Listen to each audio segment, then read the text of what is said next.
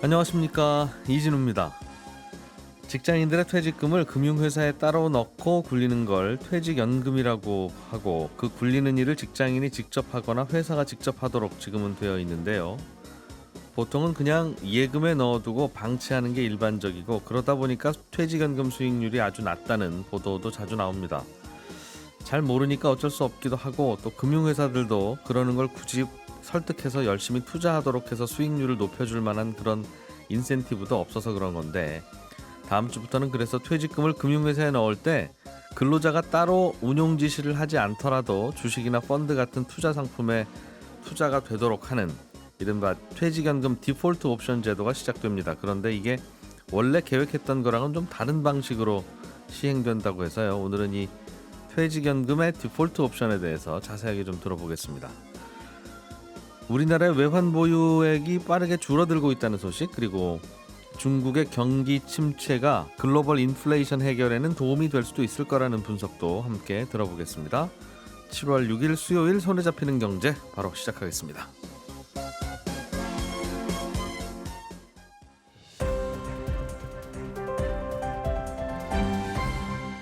이진우의 손에 잡히는 경제.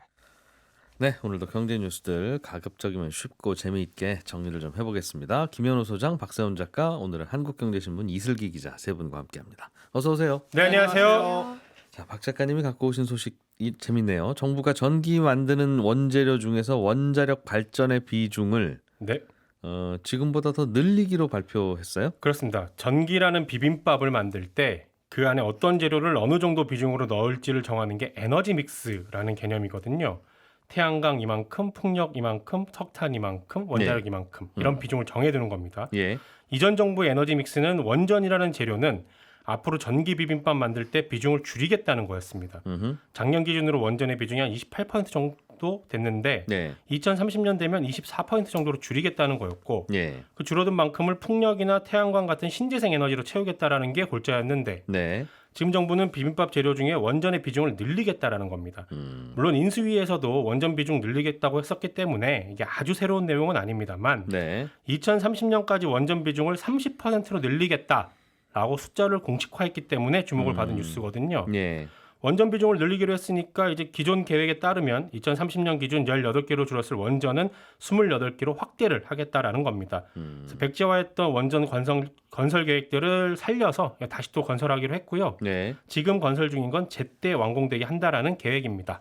다만 원전 말고 뭐 신재생 에너지나 석탄, LNG 같은 다른 에너지원의 비중은 어제 발표하지 않았고 올 연말에 확정해서 발표를 할 계획입니다.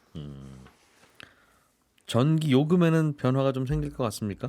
어제 전기 요금을 어떻게 바꾸겠다라는 얘기까지는 안 나왔는데 네. 일단 정부가 원가주의로 가겠다라는 원칙은 밝혔습니다. 쉽게 말하면 전기 만드는 데 들어가는 비용이 오르면 그 오른 만큼 전기 요금을 올리겠다라는 거거든요. 그렇게 해놓고 잘 못 올리죠. 진짜 올릴 때 되면. 그렇죠. 지금도 전기 만드는 원재료 가격 오르면 전기 요금 올리는 걸로 되어는 있는데 네. 물가 인상 때문에 정부가 인위적으로 누르고 있고 그러다 보니 한전의 적자도 늘고 있는데 어제 얘기만 놓고 보면 앞으로는 정부가 인위적으로는 누르지 않겠다라는 겁니다. 물론 이건 또 나중에 가서 어떻게 될지는 지켜봐야 될 일이긴 합니다. 그러게요. 항상 전기요금 올려야 될 때가 되면 또 선거와 항상 가까워져서 참 그랬던 적이 있었는데, 네. 전기 같은 거는 참 그냥 잘 만들어서 잘 쓰면 될 것 같은데 네. 이것도 참 치열한 정치공학이에요 보면. 네. 공공요금이다 보니까. 그렇기도 하고. 자, 뉴스 하나 좀 더 들어보죠. 우리나라 외환 보유액이 네. 그동안에는 꾸준히 늘어나고 있었는데 네. 최근에 많이 줄었나 봅니다. 그렇습니다. 외환보유액이 줄었다는 거는 큰 뉴스는 아닙니다. 왜냐하면 외환보유액은 늘 때도 있고 줄 때도 있으니까요. 네. 다만 요 몇 달간 꾸준히 줄고 있고 특히 최근에 감소폭이 크다는 점은 좀 눈여겨볼 만합니다. 6월 말 기준으로 우리나라의 외환보유액이 570조 원 조금 넘는데요. 3월부터 4개월 연속으로 줄고 있거든요. 그래서 4개월간 줄어든 금액이 대략 한 31조 원 정도 됩니다. 근데 단기간에 이 정도로 크게 줄어든 건 좀 이례적이다라는 평가가 나오는데 이유는 크게 세 가지로 봅니다. 우리나라의 외환 보유 창고에는 달러 말고 다른 나라 돈들도 들어가 있거든요. 네. 근데 요즘 워낙 달러 가치가 올라가다 보니까 달러 말고 다른 돈들의 약세가 이어지고 있어서 이 달러 아닌 다른 돈들을 달러로 환산을 하다 보니까 이 보유액이 좀 줄어든 게 있고요. 항상 미국 달러 기준으로 몇 달러인지를 세는데 네. 다른 돈들이 미국 달러 기준으로 가치가 떨어지니까 가만히 있어도 네. 달러 환산액은 준다. 그렇습니다. 예. 그리고 지난 4월부터 3개월 연속 무역 수지가 적자입니다. 외환보유액은 벌어들인 달러보다 나가는 달러가 많으면 줄게 되는데 예. 상반기 무역 수지를 보니까 대략 13조 원 정도가 적자입니다. 음. 그리고 마지막으로 달러 가격이 요새 많이 오르니까 정부가 가지고 있던 달러를 시중에 풀어서 그렇습니다. 환율 오르는 거 좀 억제하려고. 그렇습니다. 특히 지난달에 달러원 환율이 1,300원을 넘어서 달러를 좀 많이 풀었거든요. 네. 그러다 보니까 지난달에만 또 외환보유액이 13조 원 정도 줄어든 겁니다. 마지막에 말씀해주신 이 원인. 네. 그러니까 환율 조절을 좀 해보려고 외환 보유액을 풀었는데 네. 그래서 겨우 지금 한 1,300원 조금 넘는 수준까지 버티고 있는 거구나 우리가. 진짜 열심히 물 부었구나 네. 하는 걸 이제 뒤늦게 알게 된 거죠. 그렇죠. 그럼에도 불구하고 어제는 또 1,300원 넘어서 마감하게 됐습니다. 그렇군요. 야, 그래서 대개는 이제 이런 3번의 이유로 쓰다가 외환 보유액 탕진되고 그러면 이제 위기가 오는 건데 뭐 아직 그 정도 규모까지 줄어든 건 아니겠습니다만 네. 조금씩 불안불안하네요. 우리는 외환 보유액에 대해서는 언제 한번 크게 당한 기억이 있어서 굉장히 민감하죠. 넉넉해도 잠이 잘 안 와요. 그렇죠. 음. 그래서 그러면 적정 외환 보유액이라는 게 있느냐라는 질문이 따르게 되는데 이게 정확한 답을 내기는 어렵습니다. 음흠. 다만 IMF가 권고하는 적정 외환 보유액이라는 게 있거든요. 이런저런 저런 거 뭐 하고 산식해가지고 내는 게 있는데 예. 작년 기준으로 보면은 우리나라의 외환 보유액은 IMF가 권고하는 것보다 살짝 모자랍니다. 근데 이게 작년 말 기준이니까 네. 올해는 아마 적정 기준보다 더 내려갈 건데 어제도 이제 달러원 환율이 1,300원을 넘겼고 앞으로 미국이 기준금리를 올리게 되면 우리나라에서 빠져나가는 외국인 자금은 아마 더 많아질 겁니다. 네. 그러면 시중에 달러가 더 귀해져서 달러의 가격이 오를 거고 그러면 정부는 외환 보유 창구에서 달러 꺼낼 수밖에 없을 겁니다. 그러면 외환 보유액은 더 줄게 되겠죠. 물론 아직까지는 말씀하신 것처럼 우리나라의 외환 보유액이 절대적인 규모로 보면 크게 걱정할 단계는 아닌데 네. 그래도 지금 상황은 신경이 좀 쓰이는 상황이다라는 게 결론입니다. 최악의 시나리오로 보면 부족한 거예요. 그렇죠? 네. 테이블이 10개 있는 4인 앉는 테이블이 10개 있는 식당은 손님이 최대한 많이 오면 40명까지 앉잖아요. 그렇죠. 그런데 숟가락이 한 25개 이 정도 있으면 평소에는 아무 문제 없이 돌아가는데 네. 살짝 불안은 해요. 그죠? 불안하죠. 다 오실까 봐. 네. 그래서 옆집 식당하고 평소에 친하게 지내야 됩니다. 그게 이제 통화수합 그렇습니다. 건데. 그죠? 예.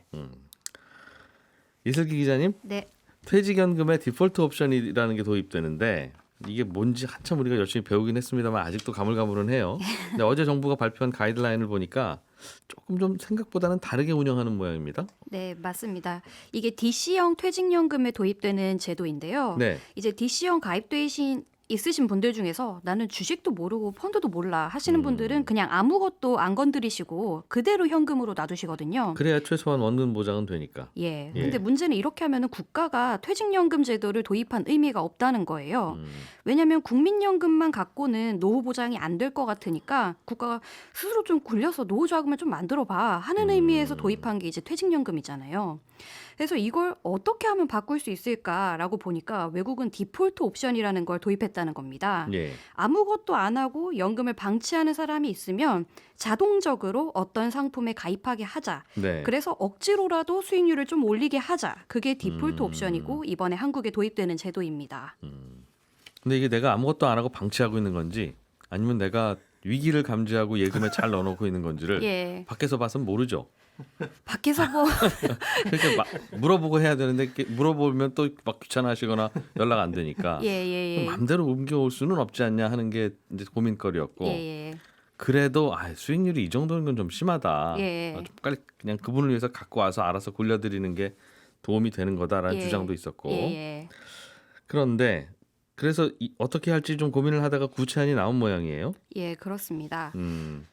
외국하고 좀 다르다면서요? 그런데 이번에 운영하는 방식이? 네, 미국 같은 경우는 어떻게 하냐면 회사가 우리 디폴트 옵션을 도입을 할래라고 하면은 퇴직연금 사업자가 노동부에서 승인받은 적격 투자 상품이라는 걸 몇 개쯤 갖고 와요. 네. 그럼 우리 회사는 사원들 성향 고려면 뭐 주식형이 좋겠네, 아니면 배당형이 좋겠네 하면서 회사가 그 중에 딱 하나를 고르게 돼 있습니다. 네. 그리고 이제 노동자 대표한테 가서 우리 이거 하려고 하는데 괜찮아? 라고 묻고 오케이 하면은 그걸 이제 디폴트 옵션 상품으로 정하는 거죠. 네. 그리고 그 후에 이제 회사 다니시는 분이 뭐 정해진 기간 동안에도 아무것도 가입을 안 했다 하면 이제 퇴직연금 사업자가 너 아무것도 안 했는데 괜찮아? 뭐라도 가입을 해봐라고 문자든 뭐든 이제 독촉을 해요. 우리 디폴트 옵션으로 만들어 놓은 상품이 있다. 예, 당신들 노조위원장 또는 직원 대표하고 협의해서 네, 예, 이쪽으로 옮겨줄까 자동으로? 이제 이렇게 물어보는 거죠. 예. 뭐 음, 옮겨줘도 되고 아니면은 네가 하고 싶은 거를 가입해도 된다. 아무튼 예, 당신은 뭐든 해라.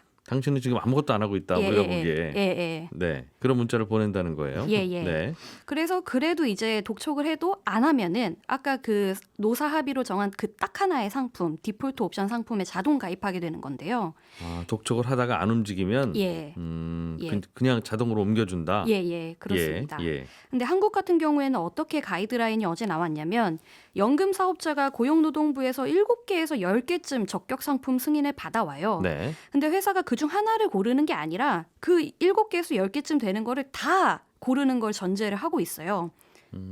그래서 이제 근로자 단체한테 도장을 받으면은 네. 근로자 개개인이 그 7개에서 10개쯤 되는 것 중에서 나는 디폴트 옵션 상품으로 뭘 고를래라고 얘기하는 게 된다는 거죠. 아, 미국은 원래 딱 하나를 회사에서 정해놓고 네. 근로자 대표랑 협의를 하든 어떻게 예. 하든 그래서 자꾸 그냥 계속 방치하고 있는 것 같으면 거기 하나로 옮겨주는데 예. 우리는 이 하나로 옮겨주는 게 아니라 반찬을 여러 개를 만들어 놓고 예.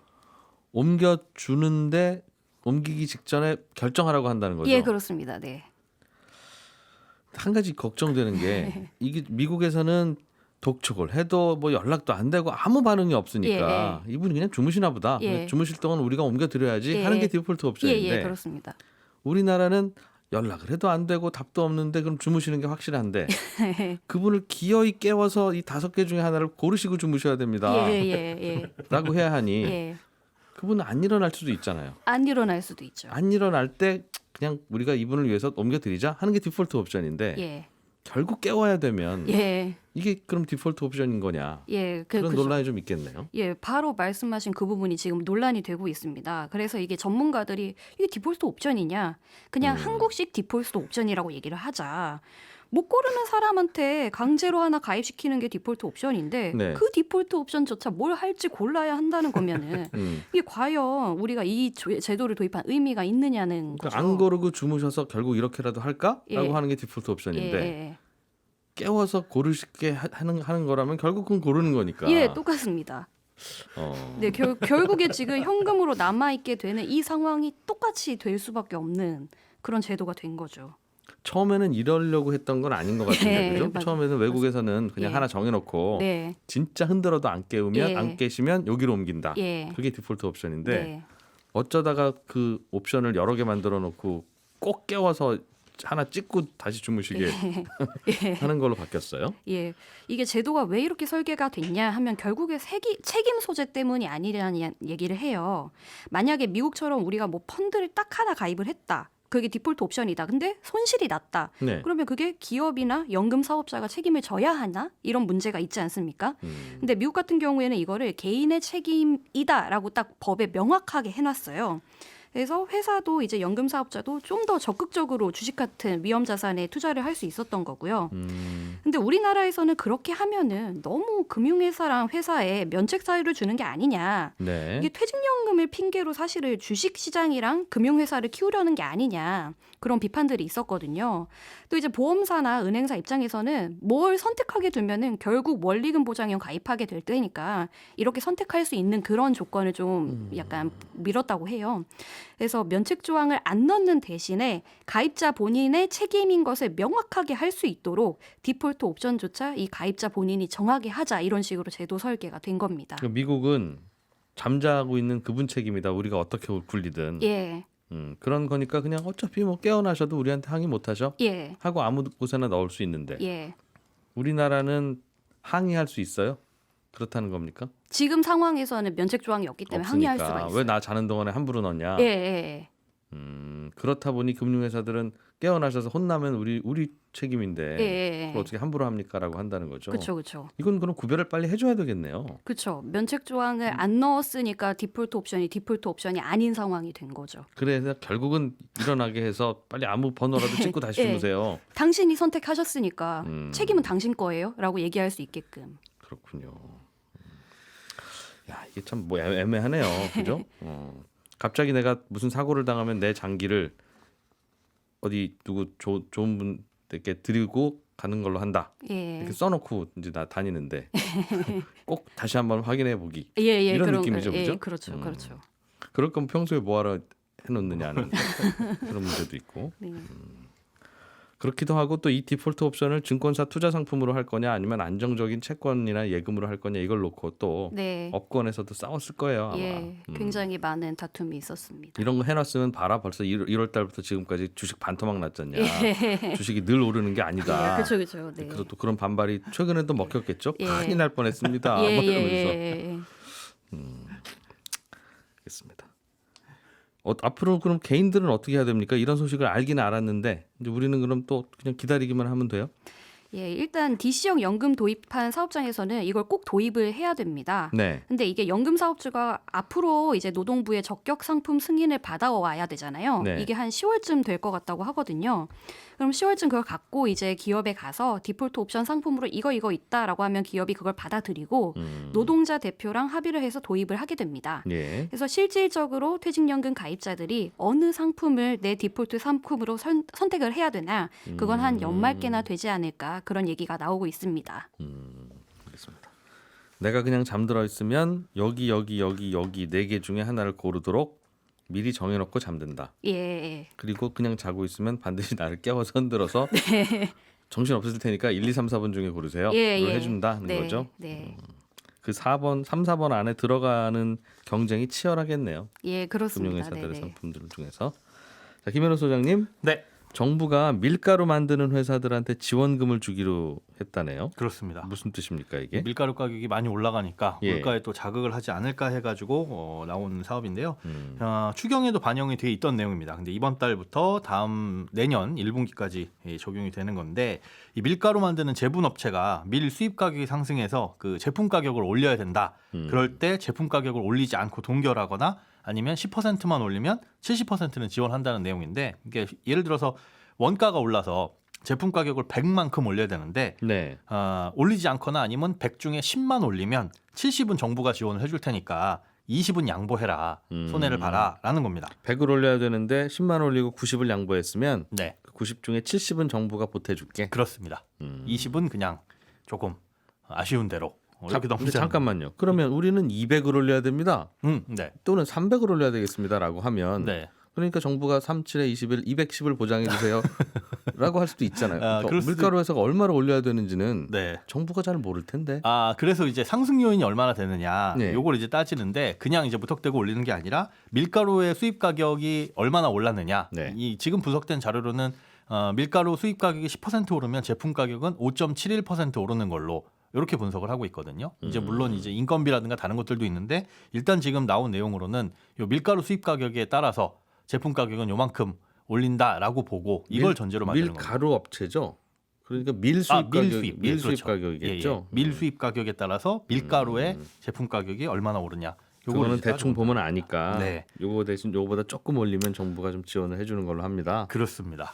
그리고 요거는 이제 내년 1분기 예산 소진될 때까지 이제 시행을 하는데 네. 뭐 기업들이 20을 양보할지 아니면 그냥 20 양보 안 하고 저희는 100 올리겠습니다. 할지는 모를 일인데 아니면 뭐 예산 소진되면 바로 또 가격을 올릴 수도 있죠. 근데 가격 안정의 효과가 없지는 않겠지만 문제는 이미 작년에 한두 차례 크게 올렸거든요. 밀가루 만드는 업체들은, 네. 제분 업체들은. 예. 근데 밀가루 가격이 오를 동안 이제 밀가루를 사다가 빵 만들고 라면 만들고 하는 그런 식품업계는 그만큼 가격을 올리지 못한 곳들도 많이 있어요. 근데 여기서 올리면 사실은 소비자들의 물가는 자극을 받는 거고 그 부분에 대해서는 아직까지 뭐 구멍이 있는 거고요. 그리고 밀가루 가격이 그럼 앞으로 어떻게 될 것이냐. 지금 6월부터 9월이 북반구 밀 재배지의 수확기입니다. 네. 그러니까 앞으로 이제 밀 생산이 많이 늘어날 것으로 예상이 되다 보니까 지난달에 국제시장에서 밀 선물 가격이 떨어졌어요. 가격이 하락을 했는데 이렇게 하락한 선물 가격이 실제 밀 수입 가격에 영향을 미치게 되는 거는 한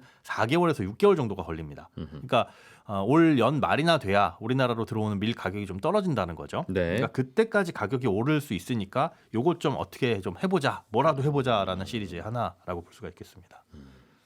이게 참 만드는 이른바 업자들한테 지원을 하면 네, 그냥 업자들이 그거 먹고 꿀꺽 하는 경우가 많고 네. 지금 유류세 낮췄는데 기름값 제대로 안 내려간다는 게 그거 아니겠습니까? 그것도 그렇고 어제 박세훈 작가가 전해드린 뭐 생두 이런 그것도 것들도 비슷하고요. 그렇고 어차피 고객들은 이 가격이라도 좀 부담스럽긴 하지만 지갑 여시는데 네. 굳이 내가 다 낮춰야 될 이유는 뭐야? 그렇죠. 그것 때문에 지원해도 소용이 없고 그렇다고 소비자들한테 그럼 지원금을 좀 드리면 소비자들이 강화된 소비력을 바탕으로 물가를 올리. 평소에 한 잔 마시던 커피 막 2잔 마시러 오시고 그러면 그럼 또 요금은 또 오르고 참 어떻게 될지 모르겠어요. 그렇습니다. 그렇다고 아무것도 안 하자니 그럼 정부는 뭐 하냐라고 손가락질 그러고 받을 수도 있고. 있고요. 네. 저희는 언제든지 아이템이 있는 거예요. 그렇죠? 그러니까 아무것도 안 하면 자, 김한우 소장님.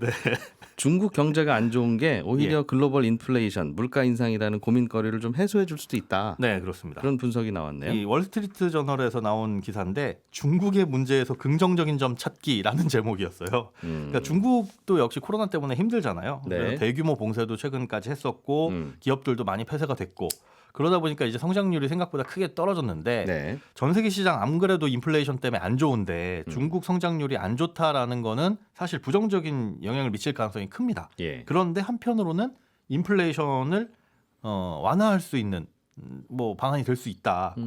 그렇게 분석이 되고 있는 거예요. 중국에서 열심히 공장 안 돌아간다는 뜻이니까. 열심히 그런데 한편으로 보면 네. 그로 인해 가지고 일어나는 문제들 그 상황들이 네. 전 세계적으로는 조금 더 긍정적인 영향을 불러일으킬 수 있다는 거죠. 음흠. 최근에 이제 상하이하고 중국에서 봉쇄했던 항만들이 봉쇄가 풀렸습니다. 네. 그러다 보니까 이게 이제 인플레이션 주요 원인 중에 하나였는데 공급망 병목 현상. 요게 이제 풀리다 보니까 컨테이너 운임도 실제로 떨어지고 있고 예. 물건을 실어 나르는 게 수월해지다 보니까 중국에서 미국으로 가는 이 화물 선정량도 봉쇄 조치 이전 수준으로 다 올라갔습니다. 그런데 이와 동시에 지금 다른 나라에서는 어떤 일이 벌어지고 있느냐. 물가가 오르다 보니까 사람들이 소비를 줄이고요. 네. 그러다 보니까 재고가 급격하게 늘기 시작했습니다. 지난달 말에 일본 니혼게이자 신문에서 세계 상장 제조업체 한 2,400여 곳을 대상으로 재고를 분석을 해봤는데 네. 올해 1분기 말 재고가 쌓인 게 작년 4분기에 비해서 모두 10년 만에 최대치더라. 그러니까 10년 만에 최대치로 지금 각 제조업체의 재고가 쌓이고 있고 그중에 최대 증가폭을 보인 게 우리나라 삼성전자더라.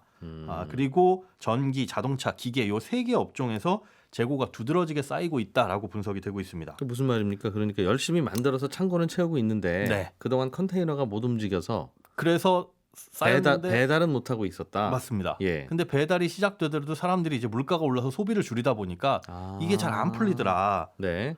실제로 이제 이케아 같은 경우에서도 유럽 창고 가득 찼다 그러고 다른 것들도 마찬가지거든요. 그러다 보면 재고 떨이 세일을 할 가능성이 높다는 말씀이군요. 맞습니다. 그래서 중국도 가격을 낮추게 되면 예. 긍정적인 영향이 있다는 거죠.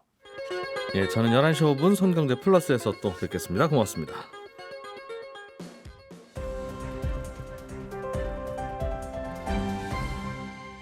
경제를 생각하는 사람들의 즐거운 습관. 이진우의 손에 잡히는 경제.